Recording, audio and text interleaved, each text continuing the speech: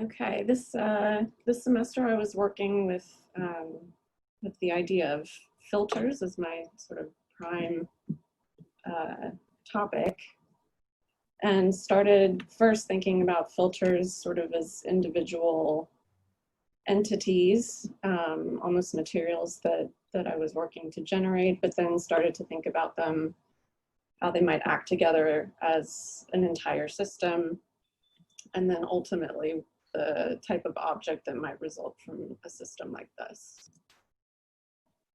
So in terms of filter, it's a piece of equipment or a device that removes solids from liquids or gases, removes types of light, sound, electricity, and then as a verb to pass through a device to remove unwanted material. And so here are just sort of general ideas about what you would be filtering from these different mediums. So air and water would be for purity, light and sound for intensity. And then starting to think about how you would generate a filter being aggregated out of units. And so in terms of the unit to sort of filter part to whole, within the unit, changes in form and density start to affect the flow and the porosity of the filter as an entire system. And here's the beginnings of some of the material explorations that I was doing. In the bottom corners of these slides, you'll see the unit that's then aggregated in different densities, starting with a very basic sort of square grid that then starts to become a little bit more complicated.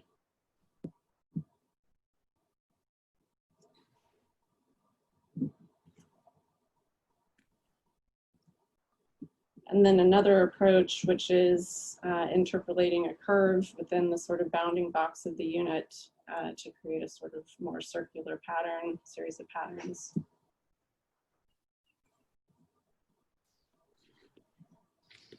And here are some sort of hybrids and outliers that sort of combined either multiple existing materials or sort of continued to think about other possibilities. And then as an entire system, here's how all of the samples that I produced relate to each other in terms of density and porosity. So from left to right, more open to more dense.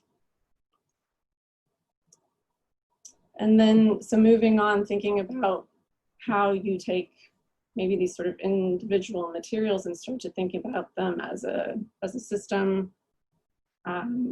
Filtration, again, the action of processing or filtering something, and then a system that these are sets of things that work together that are either parts of a mechanism or some sort of network.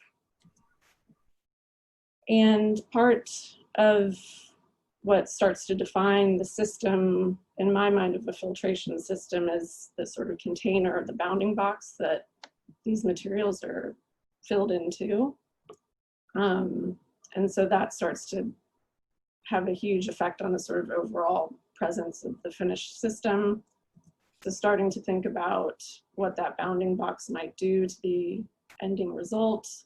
It could be something monolithic.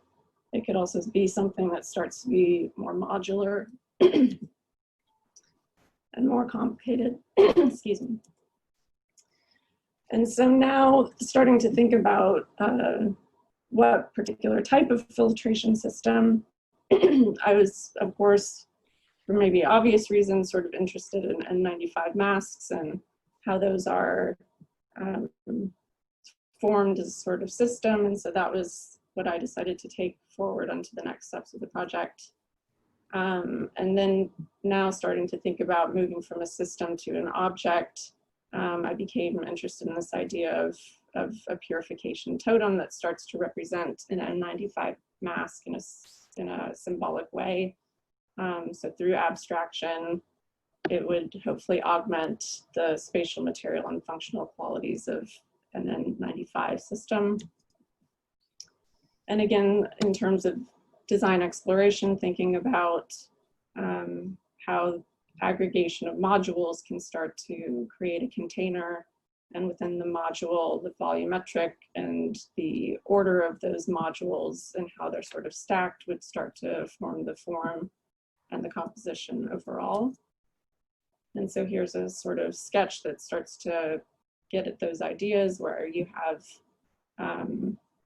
same sort of body of modules that are reordered in order to create different sort of ending results in the form.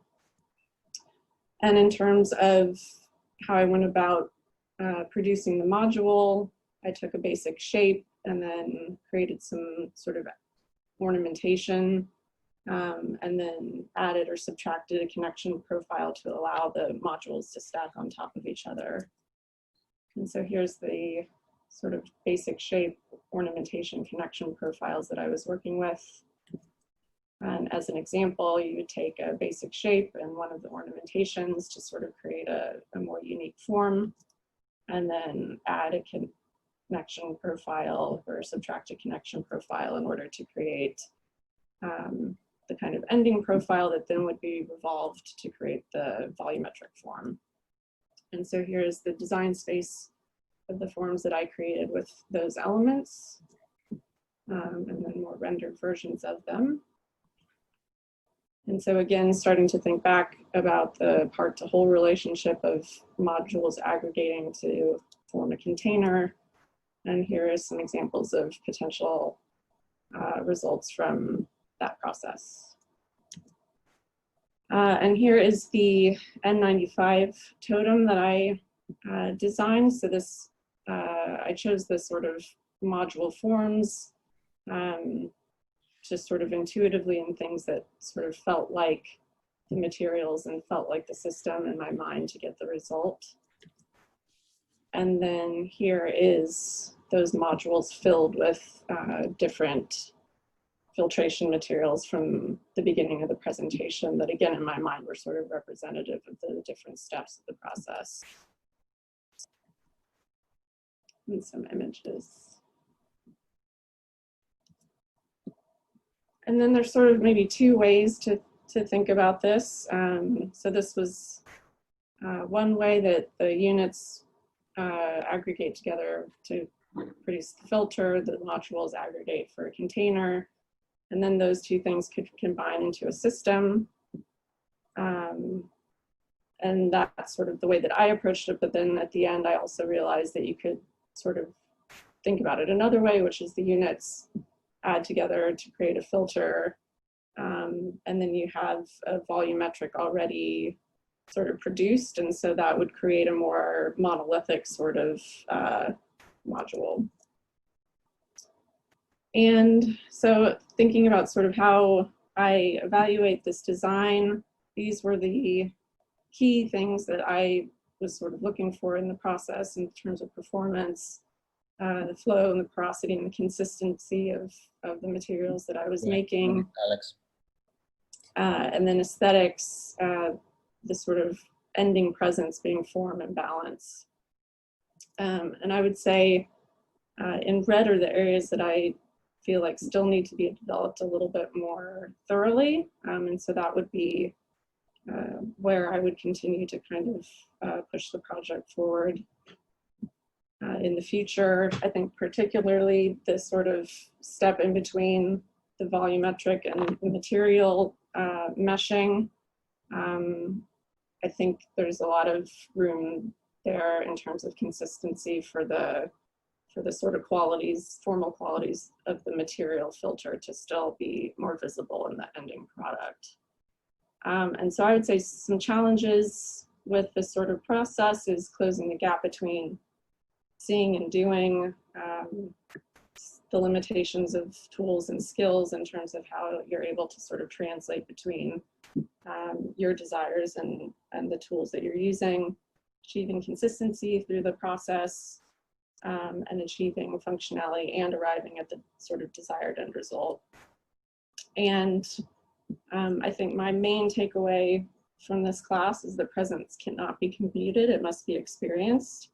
And so there's always a sort of give and take in the process in terms of how you're using the tools to sort of inform educated steps, but at the end you have to sort of rely on your intuition.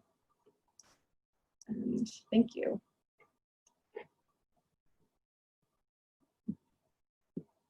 Thank you, Alex. We are also joined by Terry Knight, Professor of Design and Computation from MIT. Thanks for joining us, Terry. Yeah, and I'll open for discussion. Thank you very much, Alex, for the presentation.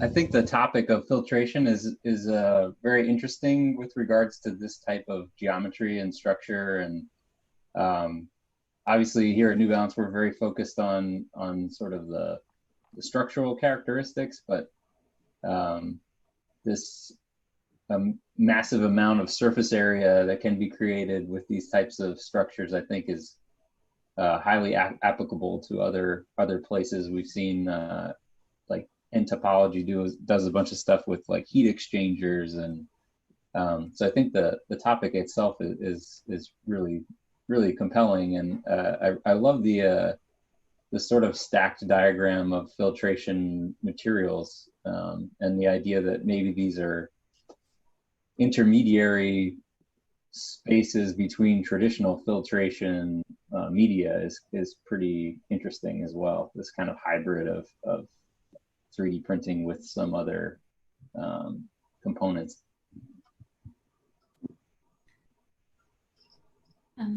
I also love this idea of superimposition in the form of stacking, and based on the stacking diagrams that you showed that showed only the abstract geometry, I was thinking what would be ways to regulate the flow of whatever you're filtering through further manipulating these units. For example, you have them superimposed in this particular way that creates these vertical openings. But what if you would rotate them in a way that these openings would expand or contract and change shape, so that your filters would be multifunctioning? They're already multifunctioning, but you could increase the way in which they function. Yeah, I think that's a good suggestion, and fits really nicely into like I think my desires for the project moving forward, is that seems like an area that's really untapped for me at the moment in terms of a sort of like rigorous study. I have sort of abstract ideas of how it might work, but I think that's a really interesting element to consider for sure. Yeah, and I also like that you added the aspect of consistency into your criteria, and I think that this will take a lot of consistency to create this transformable structure using those systems. Yeah, thank you. I have a comment on Alex's work. I think it's really nice. It's an interesting idea, especially like considering this idea of like filter. But if you think also that it could be as a concept like really interesting, for example, applied to something like a shoe, for example, in terms that filter is what separates your foot from the outside environment. So how can you use, for example, this logic of having like different layers, for example, not thinking in a volumetric way, but more like layer type of thing beyond the structural prerequisites, for example, from a shoe, to actually mediate that in terms of like, as Chris was saying, like heat, for example, or like, I don't know, like smell or things like that. Because yeah, when you like sweat, for example, shoes can get like smelly and so on. But one thing that I find really interesting about your work is that how you started in the first slide that you have, is that you start with a really basic, like a square grid. And when you show that slide, I don't know if that happened to the rest of you, but I was always like watching at the intersection of the grid, and I was watching, of course, like this typical effect that you were watching dots. And then I thought, I was like, this is really cool, actually, maybe as a way of like designing. And then you move to the next slide, and basically you mark those dots. So I thought that it was really interesting how, for example, from a really basic pattern, you start to see like other things that it was like really nice to see that you were following that, I think, like visual way, basically like finding patterns on the visual things that you were producing like some sort of like more effect that showed up. So I thought also that was like really interesting and had to do what you were saying about like the presence at the end of the work. Yeah, only those two comments. Hi, Alex. I really like your presentation, and I think like the poetic nature of how you're talking about a filter and then exploring it through these shapes and these diagrams is really cool. And to me, it actually abstracts the notion of scale throughout the project. So like my mind kind of jumped to what if this filter system was at a massive scale? What would those applications be? And potentially it could be, I have a background in architecture, so my mind was going to like, oh, what if it's actually a building system and you're filtering circulation? But what if then it's also at a nanoscale in terms of like an N95 mask? So I think you could take this in a lot of different directions, and thinking about different scales of the project may also help you to refine the actual structure that you're using to fill the volume. Yeah, that's a great suggestion. We talked a little bit about that. I think Onar mentioned that last class. But I totally agree that that's a huge could be a huge component in starting to further articulate, you know, how this is operating at different scales, for sure. Mm-hmm. It's a little uncanny that you exactly use the same terms, because I was talking about circulation and filtering a building. Yeah. So this is like maybe we've worked together too long too. Architects being architects too. So I think we can get maybe one more comment before we move to the next project. Can I jump in? I came really late, so I didn't see the beginning of the presentation, so I'm not sure what you were aiming at. But it sounds like you were developing a filtration system, and yeah, an abstract version. Yes, yeah. That could be used or embedded in different objects at different scales, which Dana, I think, was just talking about, applying this at different scales. At the end, you were showing different modules and stacking modules. So I don't know if Maroula is still with us, but it immediately reminded me of a project that Maroula did for Brancusi sculptures, which looked almost identical. Brancusi made these like human high pedestals for his. I'm trying to find them. They're somewhere here where I am. Here's Maroula's project all over again in a completely different context. But that also made me think about, you know, maybe writing a little grammar for how those pieces stack together and how different combinations of modules might affect the filtration. You know, Maroula, again, sorry to pick on you, Maroula, but she was, you know, talking about, you know, screwing or unscrewing or rotating the pieces, filtration. But the order or the combinations of different modules would also affect filtration. And you know, in parallel with your little grammar, have a little description grammar that described how the filtration was affected by different types of stackings.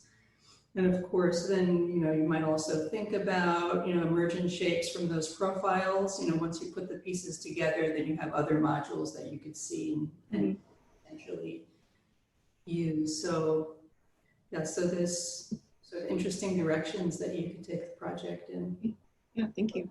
So the tail end of the presentation looked very interesting. I wanna wrap Alex's project up with a like a final comment. This class already had a little bit of like tension built in itself, because it was kind of, you know, dealing with you know, the notion of shape grammars, understanding shape grammars, but at the same time dealing with like design for additive manufacturing, right? So these worlds are not necessarily kind of like embedded yet. But I think her project is a great opportunity for us to ask these kind of questions. Okay, how can we, you know, use visual computing and also be very sensitive about what we do at the digital design, digital manufacturing end? So I think it's already proposing. It's a great suggestion in kind of merging these two ideas. And I would definitely encourage you to talk to Maroula. You know, the project I don't know that much about, but I'm going to look into it. But at the same time, definitely keep pushing this forward.